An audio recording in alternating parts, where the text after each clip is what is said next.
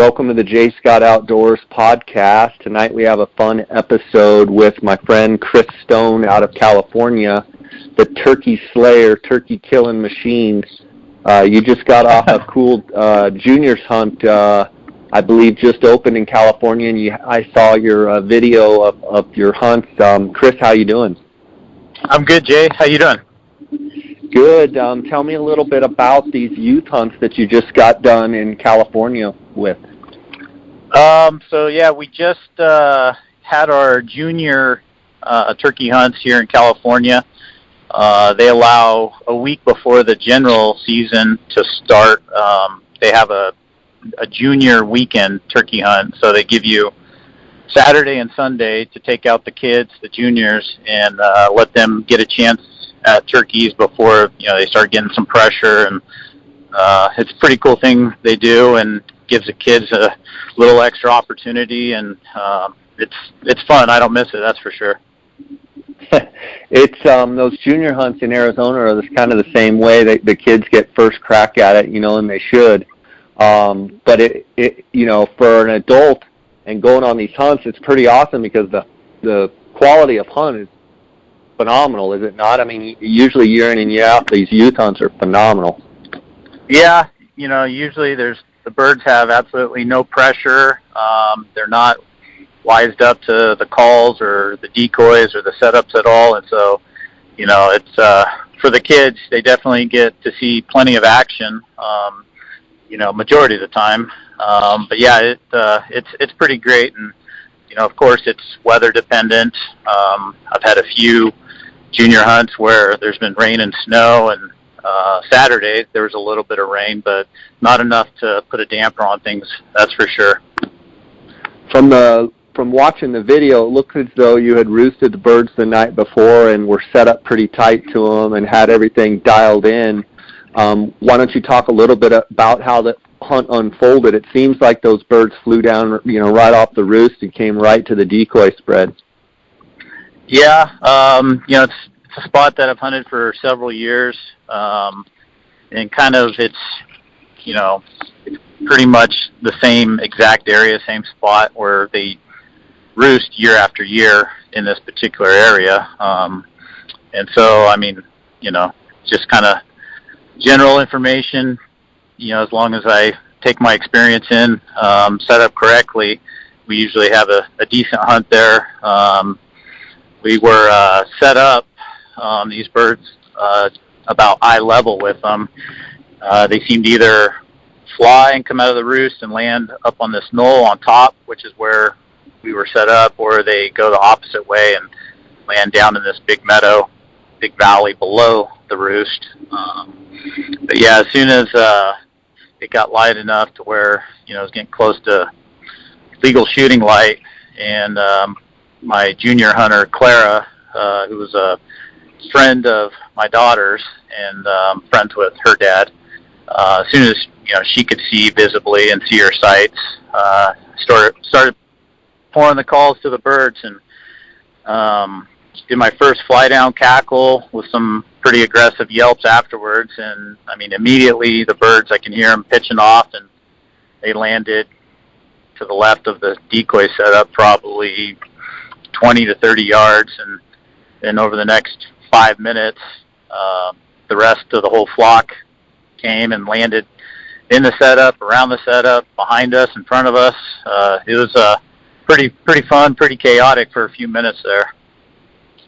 Yeah, it looked like it. Want to encourage anybody listening, if you're on Instagram, to check out Chris's videos, but you can go to Chris Stone. That's Chris Stone, just like it sounds. And is that 85, Chris? 185, yeah. 185, okay. And check out the cool video also on your YouTube channel. How do they find your YouTube channel? Well, I don't personally have a YouTube channel, but in the past, some of my older hunts are on the Super Relentless 1 YouTube channel, which that Super Relentless is an old California magazine. So there's a few hunts on there. Gotcha. It looks like I haven't had Matt Winters on the podcast yet, but I've talked about it with a podcast episode with Chris Rowe, and I've actually communicated with Matt Winters, of Kansas Premier Outfitters, and he's kind of the one that started that DSD decoy and the whiteface. I noticed that you. Well, correct me if I'm wrong, but did you not put a whiteface out? Yeah. So on the junior hunt Saturday, the decoy spread that I had out, I want to say I had 4 or 5 different hens. I had the new Dave Smith Mating Motion Decoy set, which is a Jake in the mating pose over a submissive hen, and I actually, about 3 to 4 feet away from that, I had another submissive hen on the ground. And yeah, speaking with Matt and a couple of other guys who have really gotten on the whitehead, kind of bandwagon or started it, I talked to them and they kind of told me about the success they've had and the meaning behind it. And so yeah, when I got my Dave Smith mating Jake decoy, I actually touched it up myself and made it more of a white color versus the red and white. And as you saw in the video, I mean, it worked phenomenal. It definitely got the attention, and it only took a few seconds before it got pummeled and knocked to the ground. Yeah, I saw Dave Smith at NWTF, and I got to see this mating Jake, on the breeder hen. One of the things that I thought in the back of my mind, I think it's going to work like crazy, but as much as my Goulds down there in Mexico beat those decoys, I almost think we need to have some sort of way to fasten, if you will, the breeder, the hen on the bottom, somehow be able to get her grounded and a stake of some kind, because I feel like my birds, you can talk about your reels, but those Goulds are going to come up and immediately, try and knock that Jake over, which is going to knock the whole setup over. How stable was it as far as on the ground? If they start kicking at it and stuff, do you think it's going to flip right over? Or do you think we need to, put rocks on either side, or what do we need to do, or maybe you don't think it's a concern to knock that thing over? Because I think they're going to come running to it and just beat that Jake to death.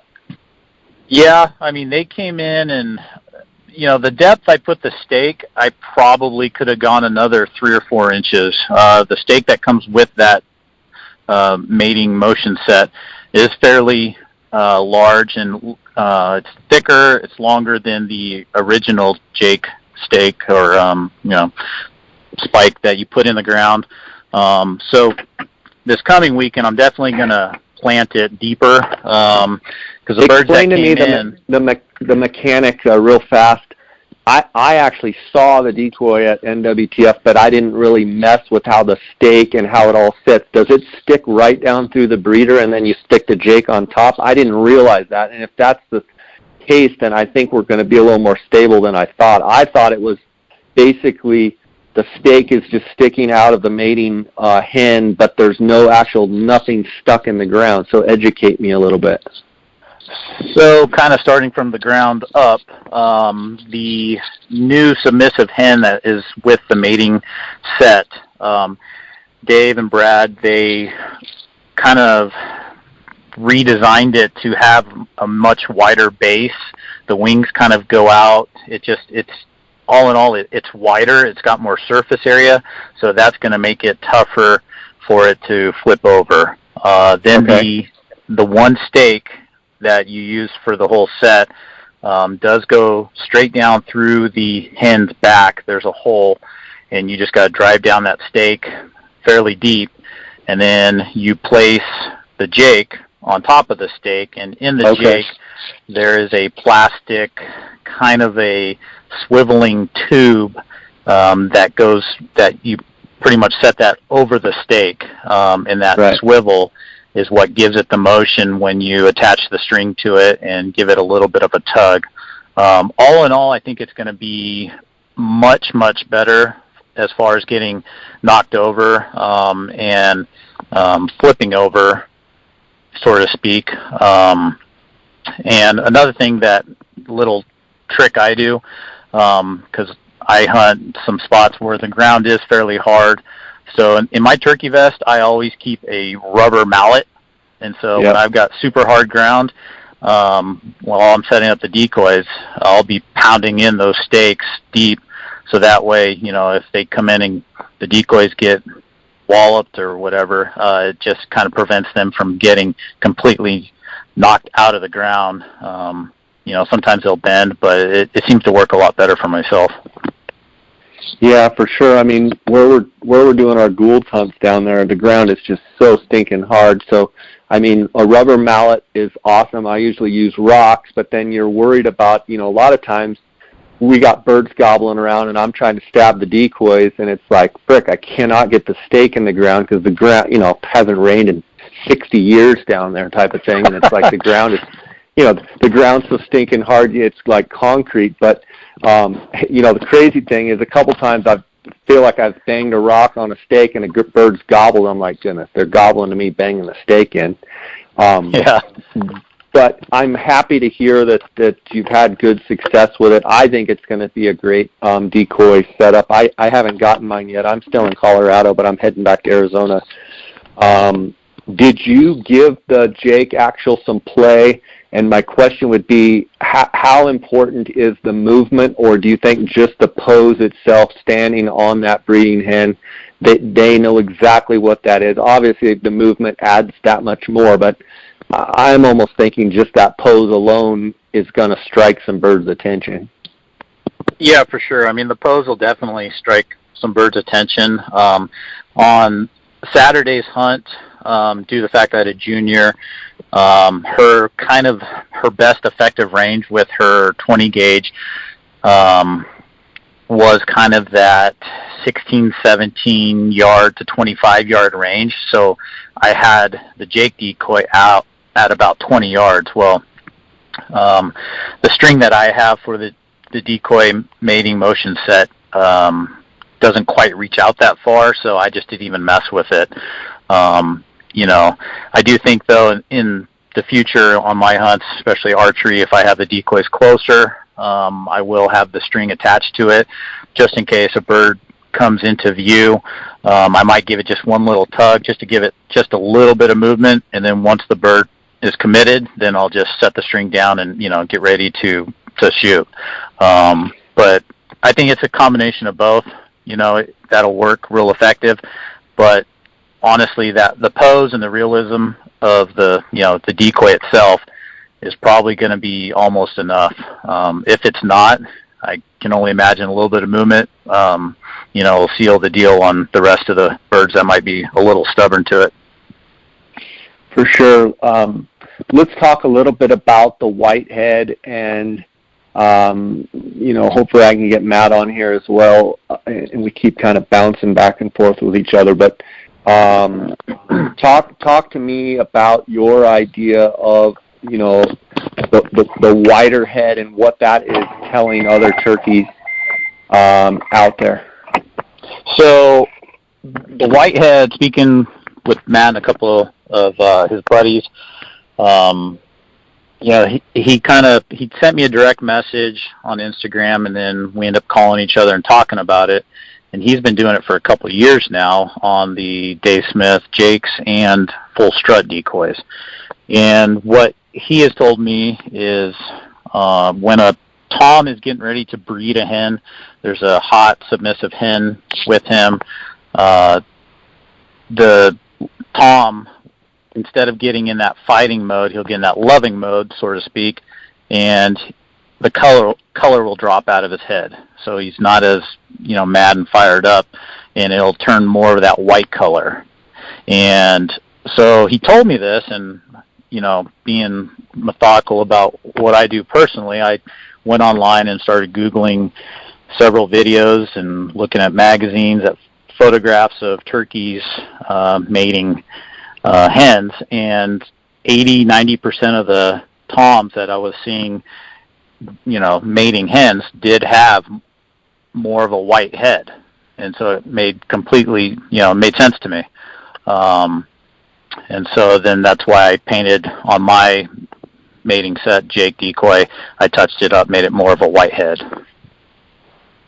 Yeah, I tend to agree. I think it's, a blue and a white, that tends to mean everything's good. Anytime you get that red in there, it's very common, I think, and Chris, I'm curious your opinion. Jake's, a lot of times, they have a lot of red on their head, and they typically show a lot of red.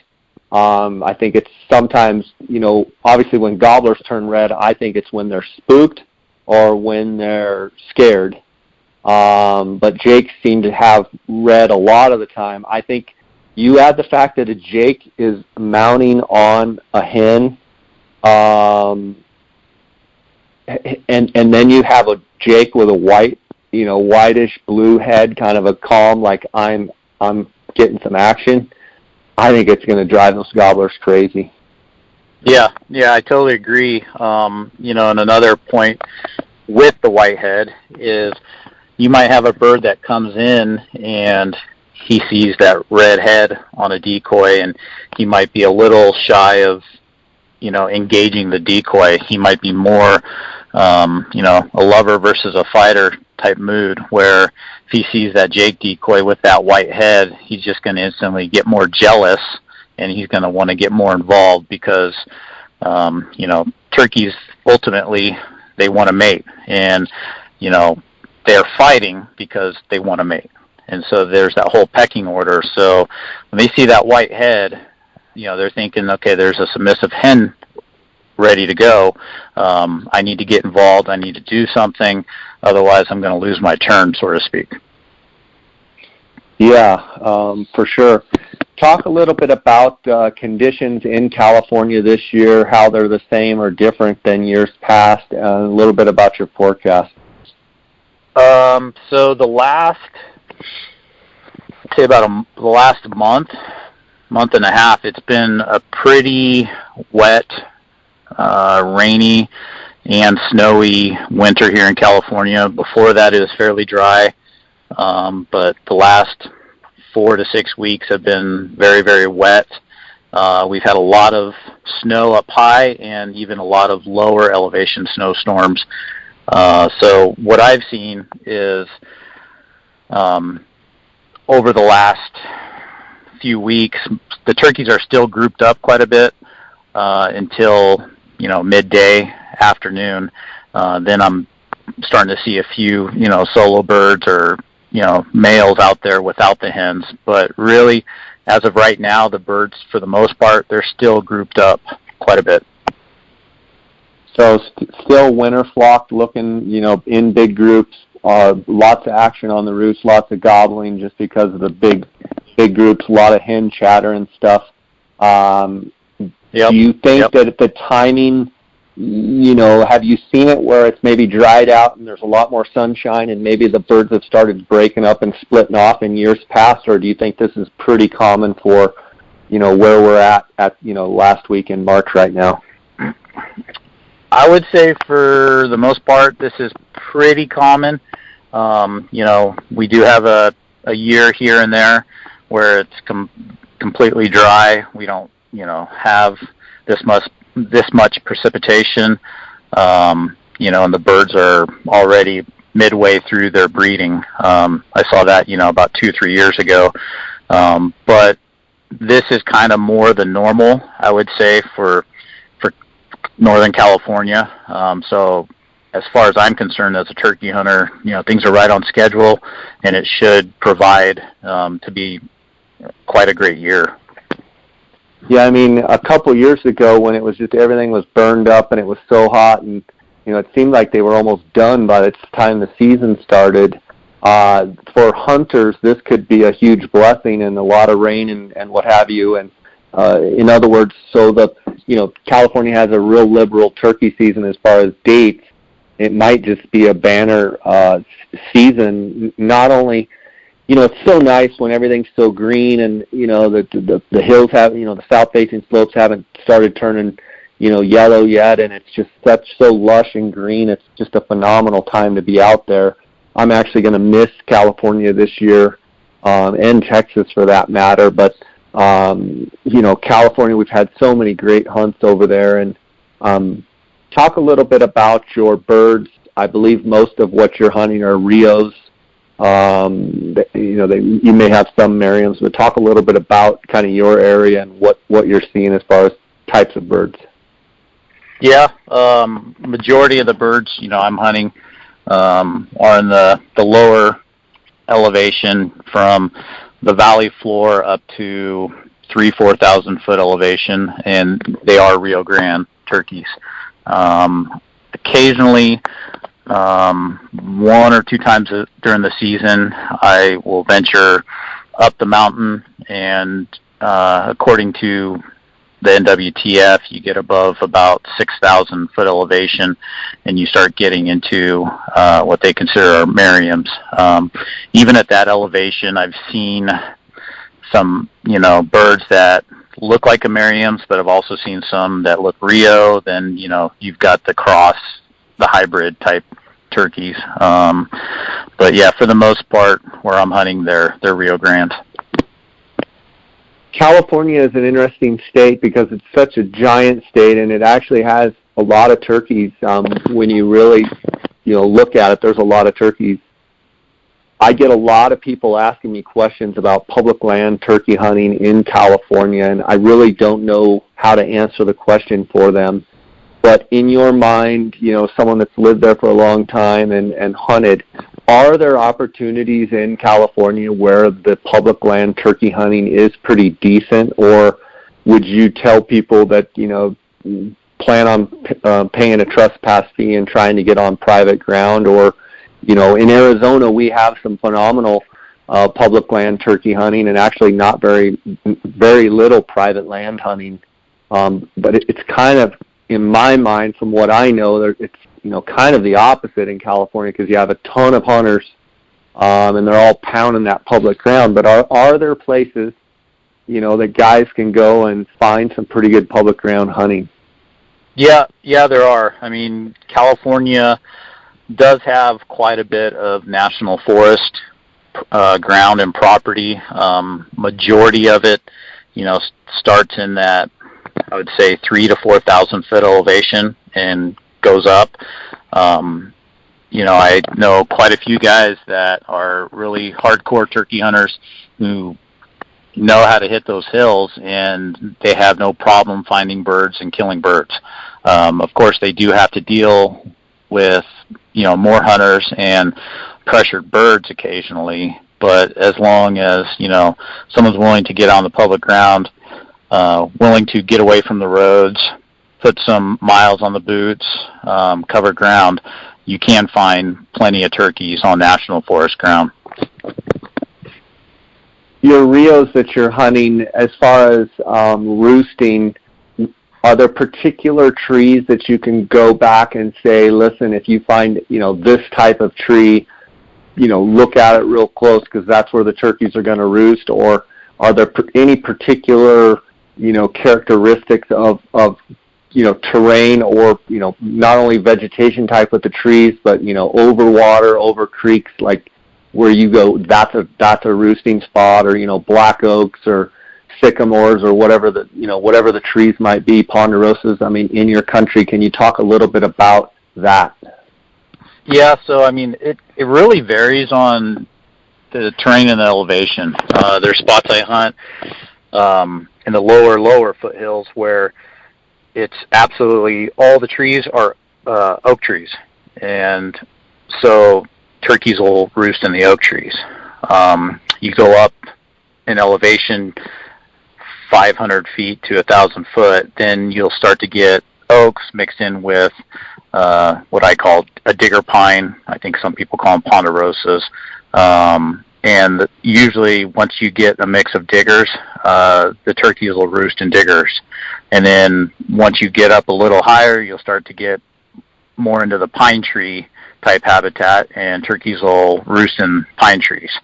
As far as location of where they roost in those trees, I tend to see that they will be, halfway to 3/4 of the way up a hill in a digger or a pine tree or an oak tree roosted, to where they have a good visual vantage of everything below them and also kind of above them. So they have more than one exit route from their roost to where they can pitch off and land to once they've kind of checked it over and made sure that's clear of any danger down below, so to speak. Yeah, and now in California, I believe 4 o'clock is the shutoff time, meaning you cannot hunt past 4 o'clock. You can still roost, but you can't harvest a bird after 4 o'clock in the afternoon. Is that still the same? No, it actually last year it changed to 5 o'clock, and it's the same this year. So you can go up to 5 o'clock. Okay. How much of your success depends on you guys roosting birds and putting them in the tree overnight so that you're set up, right on them in the next morning, or do you not rely much on your roosting? I'd say over the years, probably only 20% of the turkeys we kill are off the roost or, a roost hunt. I would say probably 80% of the successful hunts and harvests we have are, that later morning, mid-morning, 9, 10 o'clock, and on into the afternoon. It's just the morning time off the roost, you got to deal with birds that are henned up. And so unless you have fooled the whole flock and you happen to be in the spot where they land to, or where they're going to get together as a flock and then get in their path, it can be tough because the hens can go one direction and take the toms with them, and you won't see or hear from them for 2 or 3 hours. And then that, 9, 10 o'clock, when the toms start to break away from the hens looking for receptive hens, that's when, the birds start gobbling on their own, and we've had a lot better success and better luck that mid-morning. So, do you intentionally leave them alone off the roost and let them go do their thing and then try and pick off individuals or pick off smaller groups rather than, and you got to kind of watch, don't you think? With some of the ground that you're hunting, if you're hunting private ground or even public ground, and they're consistently roosting there, you got to watch hunting them on the roost or near their roost because it'll kind of, squirrel them up, if you will. And so is that a strategy, or is it just the fact that wherever you got to get to, you can't get to them where they're roosted? Talk a little bit about why you don't attack them more right off the roost. Yeah, I definitely hunt them off the roost. My opinion, the more time, you're in the field hunting them, the higher odds you are of killing them.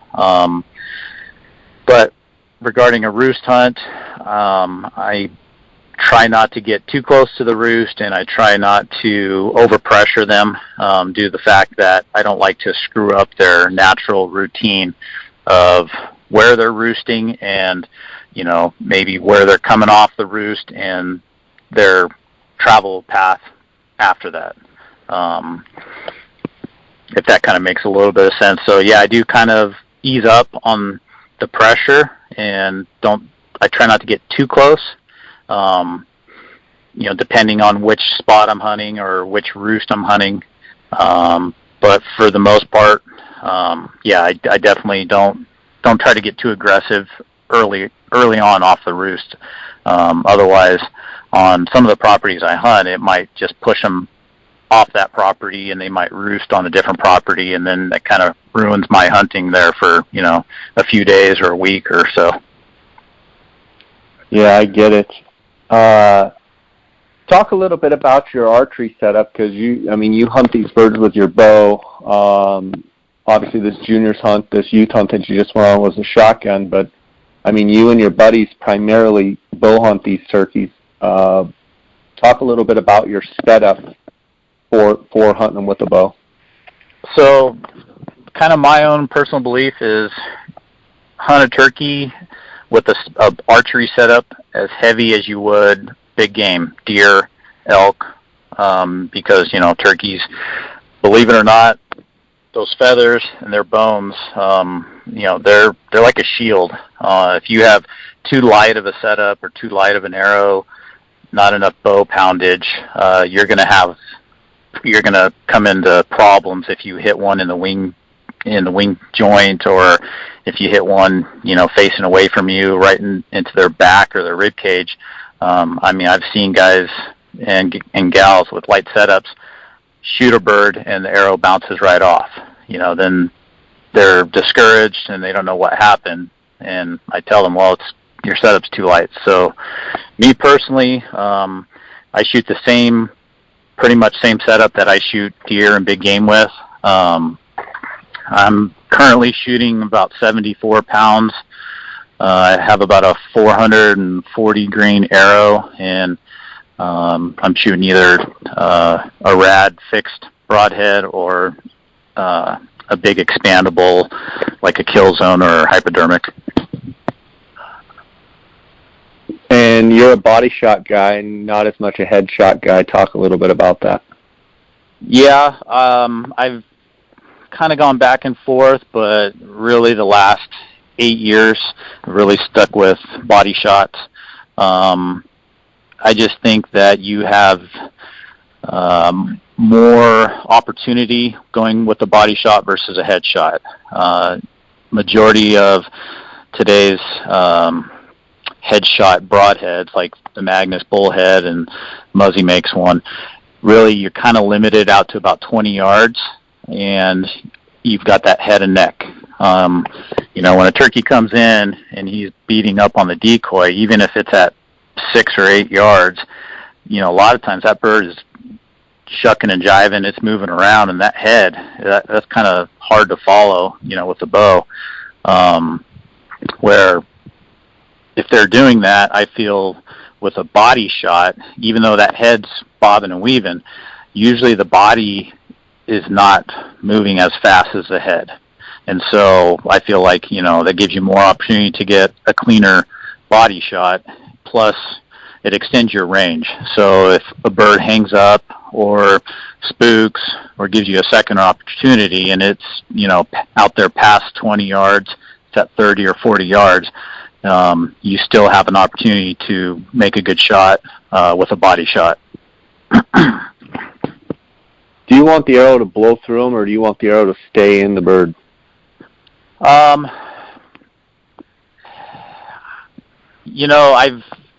I've killed some where the arrow stayed in them and they anchored right down. But I've also had some where the arrow blew completely through them and they anchored right down.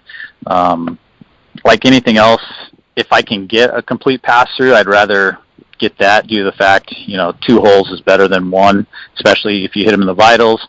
It's going to bleed out quicker, have a quicker recovery. I know some people, they kind of like that head and arrow to stick in the bird. They think it'll anchor them.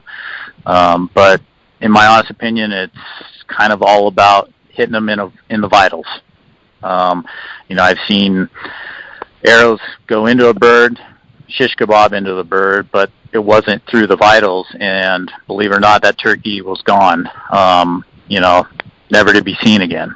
And I've seen and heard several horror stories like that, and so my own personal liking and opinion is, I have a heavy setup for a reason, and as much vitals and tissue and bone as I can, damage, which, you're going to get more of that with the pass-through. That's, in my opinion, I think that's better. Talk a little bit about when you whack a bird with a bow. A lot of guys like to jump up and run after them. What's your thought on leave them be or jump up and chase after them? I completely, me and my buddies, we joke about this, but I think to get up and jump after them is absolutely the worst thing you can do. due to the fact that if you have a sub-marginal hit where that turkey's not going to die for, 4 or 5 minutes, 15 minutes, a half hour, or an hour, and you get up and jump after them, that bird has enough energy, and I've seen it before, that it can take off and it can fly for miles. And then if it gets out of sight and you don't see where it goes, it ends up going into no man's land and then it dies, you're not going to recover that bird. My belief is if you hit a bird, knock an arrow right away. Be prepared for a cleanup shot if need be. If you can get another shot, another arrow into a bird and he's not down, do that. Otherwise, just be still, let the bird slowly walk off into the brush. And if you've made, a vital hit or even kind of a minimal vital hit, majority of the time they're not going to go far. They're going to go rest somewhere and they'll die right where you almost last saw them disappear. I want to take a quick second here, Chris, and thank the sponsors of this podcast. For everybody that's listened to this podcast for a while, they know that GoHunt.com is my title sponsor, and the GoHunt Insider is the best resource for any Western hunter out there. I want to encourage them to go to GoHunt.com Insider, click on the blue Join Now button, use the J. Scott promo code, and they're going to get a $50 Go Hunt Gear Shop gift card, and they can be immediately spending that money in the gift shop, in the gear shop. And I want to thank Go Hunt for their sponsorship. We're right in application season right now. We've got, a deadline in Colorado on April 3rd. We've got Nevada. We've got a bunch of the states, still to go. And Go Hunt Insider is the best resource for any Western hunter out there. Also want to thank KUIU Ultralight Hunting. Make sure to go to KUIU.com to find out about all of their ultralight hunting products. Jason Harrison and his crew just make the finest ultralight hunting gear on the market today, in my opinion. Also, phonescope.com. Use the JScott16 promo code. You're going to get a 10% discount there with Phonescope. And Phonescope makes digiscoping adapters where they can take any optic and match it with any phone. You can be taking photos and videos immediately. Use the JScott16 promo code. You're going to get a 10% discount. And the Outdoorsman, the Optics Authority, Cody Nelson and his crew, 1-800-291-8065, or on outdoorsmans.com. If you use the JScott promo code, you're going to get a 10% discount. So call the guys or go online and order and use the JScott promo code for a 10% discount. I want to thank those guys, those sponsors for, supporting my podcast, and my hat's off to them for, sticking with me as long as they have, and, they've been loyal for a long time, and I really appreciate that. Chris, I noticed that you and your buddies don't use ground blinds a whole lot. Talk a little bit about, do you think you're more effective without a blind? Is it the fact that you don't want to carry a blind? Do you think birds are scared off of the blinds, or why do you typically not use the ground blind? So we typically do not use a ground blind due to the fact that, for me personally and for the guys I hunt with, bow hunting turkeys without a blind and calling them in close and getting to full draw and harvesting a turkey is a big feat. It's challenging. In my opinion, it's much more challenging to do versus hunting out of a blind, due to the fact that you got to rely on your camouflage to blend you in. You got to rely on your setup. You got to rely on when to draw your bow, whether that turkey goes behind a bush, a tree, or you draw when he's attacking the decoys or his fan's blocking his head. But I just personally like to make it more challenging. I feel more accomplishment when it comes together and I harvest a bird without a blind, call him in within 20 yards when he's on the decoys. Just kind of being out in the open, not being in a blind, I get more adrenaline rush. I feel it's more of a challenge. So that's kind of the reason why we do it. For you, it's more of how you do it, and it's more of a sport, in your opinion. It's more of a challenge if you do it on the ground without a blind. You're definitely not saying other people using blind. You're just saying for what you like to do and the way you like to do it, you like to go without a blind for the ultimate challenge. Correct. And, I have nothing against hunting with a blind.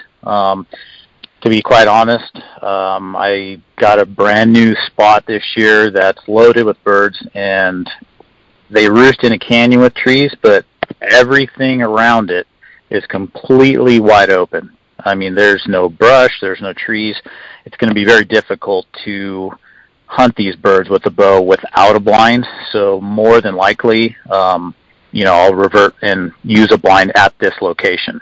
And then when taking other people out, depending on their hunting skill level, we'll use a blind if necessary. It's a tool when it comes to hunting, whether bow hunting, shotgun hunting, and based upon the hunter himself or herself.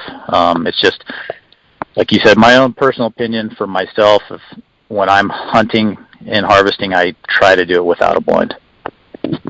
Talk a little bit about your run and gun decoy setup sequence, as far as how far are you from your decoys, and what are your go-to decoys that you'll always set out on a spread if you have time to, throw them out and stab them. What will you always try and run, this season? More likely this season, I will run the mating motion set with the whitehead just to kind of see its effect, see the difference it makes, whether it's better or worse versus the regular Jake decoy. I will always at least put the one standing alert hen up. I might put up to 3 or 4 hens out. It just kind of depends on the setup and the time of day. Off the roost, I'll more likely have a small flock decoy setup, where maybe later in the day I'll have either the Jake or the mating motion set and maybe 1 or 2 extra hens. That's it. And majority of the time I always have the decoys anywhere from 10 to 20 yards away from my shooting position. Talk about position, from a position standpoint. Let's say on a clock that the bird is out at 12 o'clock straight out in front of you. Will you set the decoys straight between you and the bird? Will you set them off at a 45, at say 9 o'clock or 10 o'clock? And then talk about your position, in relation to where you think the bird is coming from, to where the decoys are, and to where your setup position is. And obviously it depends with every setup, but ideally talk a little bit about your angle of setup and how you like to do that. Of course I'm going to try to set up the decoys to where once the bird gets within a certain yardage, whether it's 40, 50 yards to 100 yards, they're more visible. But for bow hunting without a blind, a lot of my strategy is setting the decoys up in a manner where once the bird commits and comes to the decoys, he has to go behind a tree or a bush. That way it gives me an opportunity to draw. Of course, there's going to be some circumstances where I just don't have trees or bushes to, draw when that turkey goes behind them. So in that case, I'll just put it, out in front of me or maybe at a 45-degree angle. And usually in those circumstances, I'll let the turkey come all the way in, and I'll wait to draw until the turkey is either engaging the decoys or he's covering his head or his vision with his fan or distracting himself one way or another. Good stuff there. I want to talk a little bit about the calls you use and I'm curious always, if you're like me, you've always got different calls working and you're always trying something new. And, then there's some guys that they just got the same call and that's all they use. And everybody's got their own system. I'm a bit of a tinkerer. I'm a bit of a guy that, loves trying all kinds of stuff. What are you running this season? Is there anything new to your setup in the calling department? So this year, I'm using majority of my calls are mother Lode turkey calls. A buddy of mine, Joe, who lives out of Linden, California, he makes mother Lode turkey calls, and he's the owner of the call company. I really like his calls. I've used them for the last couple of years. So I run a couple different slates that he makes, but I also have a couple older aluminum mad call slates that I carry in my vest as well. And then I also have 3 to 4 different mouth reed calls that I use as well. Joe's also a friend of mine, and I've used his calls from time to time. The one thing I really like about his mouth calls is they seem to have a lot of snap to them. They don't require a ton of air pressure, and they've got a real nice, for me, you can make some pretty good turkey sounds with them. I like a call that's got quite a bit of, snap. Do you know what I'm talking about? As far as responsiveness with not a lot of air pressure. And it seems like Joe, he made a batwing kind of type call, which is a 2-reed call that I used to really like. And then he kind of had another, I forget what he called it, but another cutter type call that I thought was very, very good. What exact cuts do you like? To kind of add to what you said, his mouth recalls are easy to blow. They're very easy to get a natural turkey sound from them. I think that's because the reed material he uses is a little bit softer than some of the other big companies use, which those take almost like a break-in period before they start getting easier to blow and easier to use. And then as far as the different designs, I prefer either the batwing that you say you use, and I also, he's got one that's very similar to a batwing, but it's got kind of a cutout. I think some guys refer to it as like a J hook, and that one I like a lot. Most of the calls that I seem to get a better sound out of are at least 2, if not a 3-reed mouth call. Yeah, for sure. Now, California, you get quite a bit of moisture on those, days when I pulled out my box or my slate and, you're sitting and it's dark and your hens start going and all of a sudden you start trying to, apply pressure on your pot or peg call or pot and peg call or slate call, and all of a sudden your striker, it just doesn't sound anything like what you've been, practicing for the last couple months, and a lot of that's moisture. Do you battle that, and are there any particular tips that you can give for those mornings when, there's quite a bit of moisture in the air and those friction calls are going to sound differently? Yeah, I've run into that several times. I try to keep 1 or 2 slates in a plastic Ziploc bag in my vest, just in case it starts raining or there's a lot of moisture. It'll keep that call dry until I use it. Now, of course, if I pull it out and it's really dewy or it's raining, it only takes 1 or 2 drops on that striker or that slate surface and that call's dead. So, even if I keep it in a plastic bag inside my vest, it's just nothing you can really do against that. So, of course, I always have my mouth calls with me as my backup, so I can still be in the game. Would you say your go-to is friction calls or your go-to is mouth calls, day in, day out? What's the first call you're going to reach for? It's kind of a toss-up, and it kind of depends where I'm hunting and the terrain. You know, if I'm expecting birds to be fairly close, or I'm in kind of a thicker terrain, usually I'll start off with a mouth call at, you know, fairly low to mid volume. You know, see if I get a response. If I don't, then I'll put more volume into my mouth call. If I don't get a response after that, then I'll usually pull out the slate and start getting loud and aggressive. I can definitely get much more loud and aggressive, you know, with a slate versus a mouth call. But I have had times where, you know, a bird will respond better to a mouth call versus a slate. So it kind of, you know, it depends what I'm doing. If I'm trying to locate a bird, usually I start with the mouth call and then I'll work up to the slate. But then once I've got a bird responding, I'll just kind of see what he's responding best to, and I'll stick with that call. Once you get them hot, you stay with it. Is there ever a circumstance where you use a gobble call at all?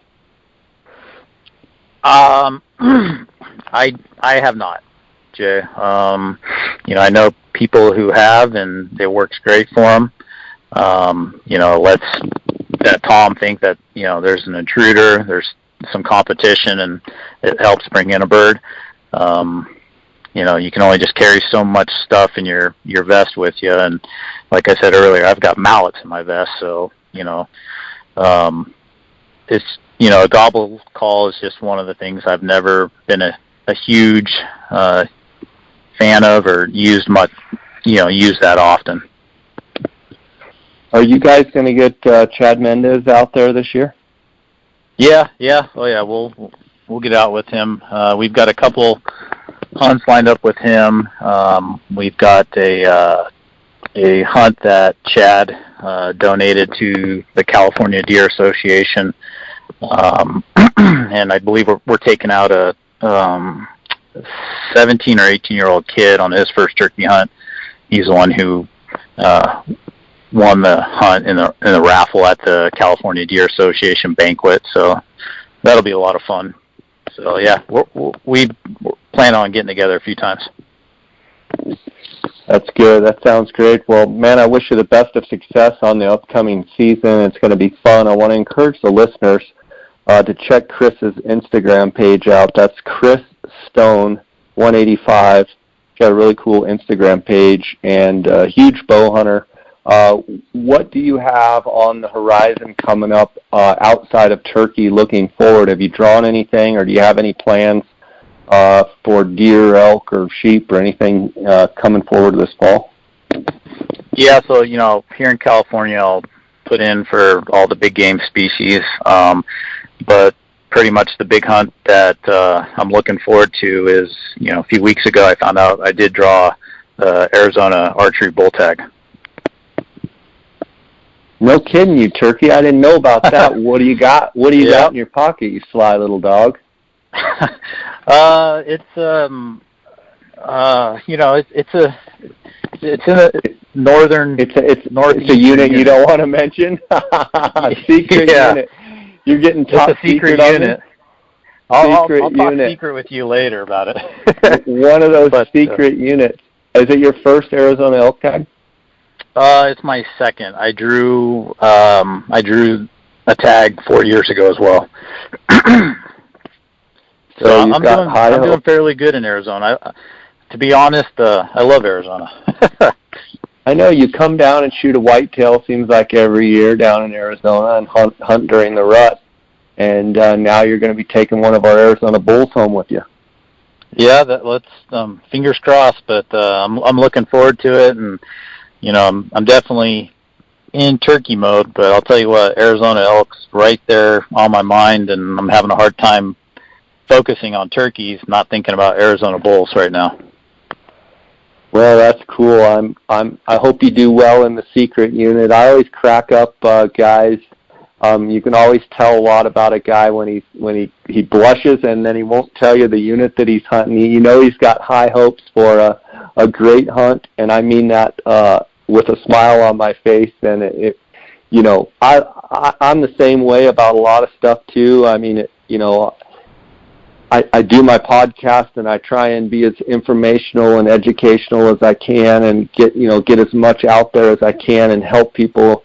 But we all have our secret spots. We all have our places that we love to go, or places that we want to go, and we don't want other people following us around or what have you. And so I get it. I'll have to do a follow-up podcast on the secret unit after the elk season, and yeah, hopefully we can do that. As bad as I've caught some serious grief from guys saying, "Why have you been so hard on Arizona this year with the drought and everything?" And I'm like, listen, I've been doing this for over 20 years. I know a drought when I see it. I'm hoping for the best, and I'm hoping all you guys that have elk tags, don't get me wrong, I want everybody to have a great hunt. But, when I was covering the draws and all the stuff, I got to call it what it is, and, it's super, super dry. Hopefully we can have, a wet spring, and hopefully we can have early monsoons. And, I would wish nothing more than to have, as much rain as we possibly can. But I think it's going to be a little bit tough. But, any Arizona elk tag is usually better than most. And wish you the best of success on that. And thanks for coming in and sharing here on the podcast. And I've had you on before, and you always provide good, valuable information. So I appreciate that.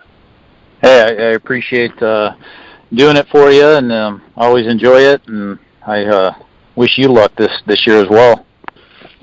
Sounds good. I've got Dall sheep fever myself. I've got a hunt in the Northwest Territories, and then I actually, my wife was like, "Didn't you know that you had a Northwest Territories Dall sheep hunt when you applied for Alaska?" I was like, "Yeah, but I didn't think I was going to draw it." I drew the one non-resident tag there in the Chugach with Lance Kronberger, and so I've got 2 Dall sheep hunts, one in July and one in August, and so I'm looking forward to that for sure. And I've got a lot to do before now and then, but looking forward. That's definitely on my radar. As nice. That's awesome. I'm jealous of the capital J. Well, I'm excited about it, and buddy, we'll go knock down some birds, and keep up the good work with posting the great pictures, and enjoy it. It's a beautiful. Your state, California, is a beautiful place in a lot of regards. Obviously, there's things there that we all wish probably were different, but there's a lot of beautiful places in California for sure. And just a contrast for me with that just bright green grass that you guys have, this time of year. And then, is it the rosebud tree? I think it's rosebud that just blossoms in full pink. I mean, just incredible colors. Yeah, that, and then also the lupin, that blue lupin really blooms out. Incredible. It's pretty awesome here in the springtime. Some people look at it like, wonder if it's Ireland sometimes. It's incredible for sure. I miss it. I got to get back out there. So, all right, buddy, take care. God bless, and knock 'em dead. Okay. All right, Jay. I appreciate it. Thanks, and it was good talking with you. All right. You too. Bye.